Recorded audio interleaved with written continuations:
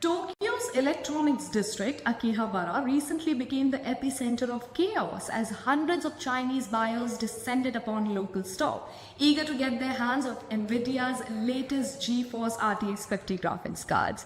The scene that followed, shared across social media, was more than just a shopping frenzy. It was a reflection of the broader US-China tech war. In today's episodes of The Perspectives with Pooja Nautiyal, we'll dive into how geopolitical tensions are affecting the gaming world and what this battle for advanced AI chips means for gamers and tech enthusiasts. In late January, Nvidia launched its newest series of graphic cards, the GeForce RTX 5090 and RTX 5080, promising massive upgrades in gaming performance with faster processing speeds and smoother visuals. However, the excitement over these cards wasn't just confined to Japan or the global tech community. It became a battleground tied to a much larger geopolitical issue. The hype is real. These chips are a gamer's dream, offering stunning graphics and AI-enhanced experiences. But there's a catch. The cards were not available in China due to US export restrictions on high-performance chips, part of the ongoing US-China tech war. And that's where things took a dramatic turn. These export restrictions have sparked a frenzy amongst Chinese gamers who are desperate to get their hands on the unmodified, faster versions of the RTX 50 cards. The result? Thousands of Chinese buyers travel to countries like Japan to purchase them, and that's exactly what happened in Akihabara, where up to 400 people showed up hoping to snag one of the coveted cards. What followed was nothing short of pandemonium. With the demand for exceeding supply, the scene quickly spiraled out of control. People obstructed sidewalks, trespassed on nearby property, and ignored instructions to form an orderly line. At one point, a man even climbed over a fence to enter a nearby kindergarten. Eventually, the store had no choice but to cancel the sale, leaving disappointed customers in the lurch. The store PC Kobu issued an apology expressing regret for the commotion that disrupted not just their customers, but the local community.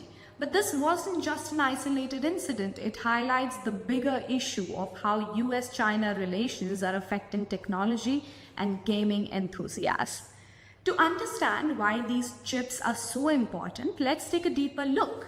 Nvidia's GeForce RTX 50 series is optimized for gaming and AI applications, offering up to 3,352 trillion operations per second in its standard international version. But due to export restrictions, Nvidia has released a modified version for the Chinese market, that is the RTX 5090D, which lags by almost 30% in performance.